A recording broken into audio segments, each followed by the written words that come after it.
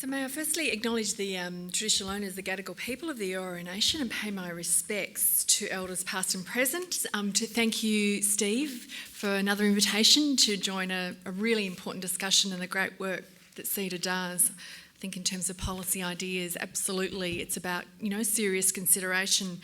And Chris, may I particularly acknowledge you today in putting the topic of gender equality front and centre in this debate. It is very timely that you've done it. I want to acknowledge Elizabeth Broderick, the Sex Discrimination Commissioner. As you heard in that too long little bio bit there, my job was as Director of the Sex and Age Discrimination Unit, and I got my job a few weeks before Liz got her job. And one of the most important things that I felt we did together as that very tiny team was this report which was called Accumulating Poverty, the price that women pay for the unpaid caring that gets done. And it was, I've got to say, when I first really discovered superannuation policy, I got to look at it in detail and I said, whoa, there's a big story to be told there. And I've been on it ever since. So, and to acknowledge Liz and her great work as she completes her term. So I want to talk a little bit about the review we're having when we're not having the review, which is the work that is underway at the moment in the context of the tax discussion paper and the particular focus on retirement incomes. And then to talk more importantly, I think, about how do we get where we need to be, given where we are right now in terms of some of the political positions that have been taken.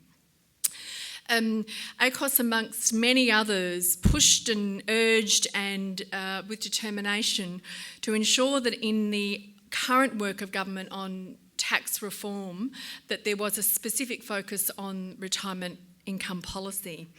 And so we at ACOS have done quite a detailed submission with some of our own policy ideas, Steve, and I think what I'm really heartened by is we made a very clear statement at this point that it is a huge mistake for us to focus on, in terms of retirement income policy, to only focus on what was understood as the traditional pillars of superannuation around the pension and the superannuation system, and to not at the same time equally look at housing and aged care in particular in terms of costs, because it doesn't take too much to work out that this debate about what is the adequate income that we need to build will be directly related to the biggest costs that we face, and those costs are housing and obviously aged care and health services.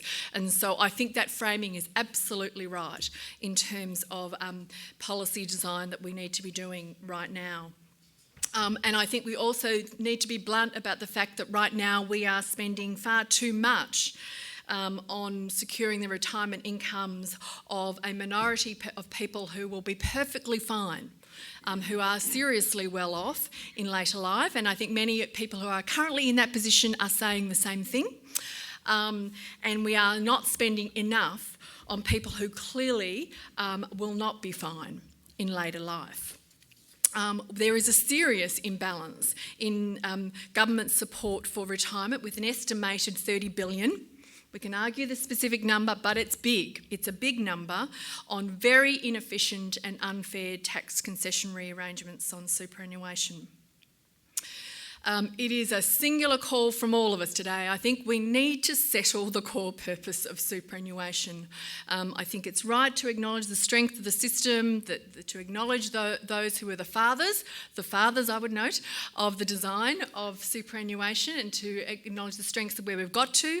But we are here in 2015 and we, I think, have lost track of what the core purpose of superannuation is. And so, again, I want to acknowledge that there was a hand extended from Mr. Bowen this morning for us to work first and foremost on settling it. In our submission, we have said very clearly that the core purpose of superannuation, the public support for it, needs to be about securing a dignified and adequate income for people, with a particular focus on people who have no hope of getting there right now. We need to prioritise our effort. And as I said, we need to understand the core drivers in terms of cost. It is extraordinary, for example, that we right now, if we are to be serious about in terms of securing that kind of outcome, that we are not doing better in terms of design around health policy. Because, for example, as we move down a potential future in terms of health services, that's how it's being called, which is user pays, every $10, $30, $50 that somebody has to pay will directly relate to whether or not their modest, dignified income is enough or not. That's the kind of health system we're currently designing. Is it the right one? I think we at ACOS recognise that the age pension is clearly crucial.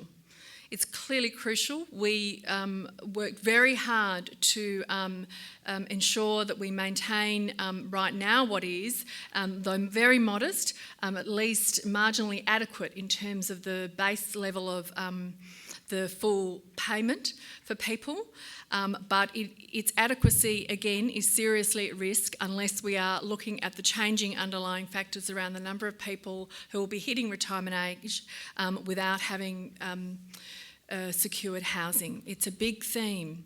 I forgot the little yarn of when at the sex discrimination team we finished the little report on accumulating poverty. We turned around to each other and there were 4 younger and not so young women in that little team. We all said, get out and get a house. That was the big message for us. I think we need to, I've talked about the superannuation tax concessions. I'm not going to do the numbers. I think we all know them. What I want to come to is what we can do about the focus now on how we get where we need to be. And I certainly felt, along with some others, a level of, is it worth it, the effort that ACOS and a number of other peak organisations put into the National Reform Summit last week. Probably like others who get the sort of scrutiny of all shades of media on you, if you sort of get those who come out caning it, if you get those that come out cheering it, and you get a few of those most to say it was probably worth it, then we can be pretty comfortable that at least it was a serious effort from those organisations to try to change the dynamic in terms of political decision making. So I do want to highlight what I think is some of the ground that was made through that summit process in terms of how we might progress this agenda, and which builds on some of what CEDA has proposed today. Last week at the National Reform Summit, the organisations all agreed that in terms of, in the jargon, budget repair, or returning to surplus or whatever it is, that we need to look both at revenue and expenditure. Both. Revenue and expenditure. On the revenue side, we said we should prioritise searing scrutiny, that's probably my words actually, on concessionary arrangements in the taxation system. So the superannuation tax concessions are included there. And in terms of serious focus politically on expenditure, we shouldn't be looking at areas of expenditure where there is not real growth. For example, the working age payment system, the unemployment payment, in terms of its spend per population, it's been going down. It's not where the main game is. The main game, in terms of serious effort on design, should be in areas of expenditure that are about real growth per population, and that throws up front and centre our responsibility on health policy and retirement incomes. It needs to be front and centre. On the retirement income system, last week we all agreed in writing that we need to urgently legislate. We need to move determinedly to legislate the core purpose of superannuation. And we need to frame up a proper retirement income system review which draws on the best thinking, and there are many of you in the room. You've been there before, please don't give up, so that we can look at all the options, including the ideas in the CEDA report, to determine whether or not, with the responsible modelling that we do into the future, we are going to get where we need to be. Last week, there was also a very strong, and I was very heartened by, a strong focus on housing affordability. For those of you who are not spending too much time in the housing policy area, it has been a big concern for us that we're getting very mixed messages from the current federal government about whether or not the government sees housing policy as a core responsibility of the Commonwealth. And again, I think it was very important from the voices in that room last week, and I hear it again today, that this is the big challenge for the country that we face in terms of productivity, in terms of participation, and in terms of retirement income adequacy. I have been asked what I think about the idea of early access to superannuation for first home owners. I have concerns. ACOS has concerns about that policy. We think there are risks that it would drive up housing prices, that we are again sort of focusing on housing as a particular class of asset and not necessarily getting the result that we need. However, and also, I think that we need to rethink this idea of who is the first-time owner and who really does need support. We need to recognise that life cycles are very varied now.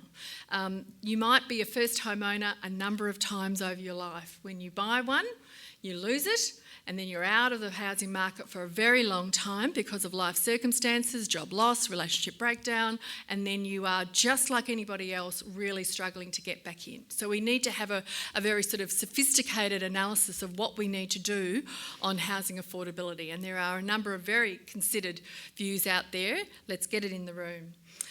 I conclude by, again, coming back to the gender pay gap and some of those policies. I must say I am concerned that we don't have a serious effort in terms of policy design on what to do around the gender gap in retirement savings. I think too often in past efforts on retirement income policy, it gets tagged on at the end, and we never quite get there. And so my personal plea today, which wasn't necessarily in the National Reform Summit statement, is that the gender inequity in the retirement income system is at the top. Let's use a little bit of affirmative action, and we might actually get some serious change in terms of design into the future. Thank you.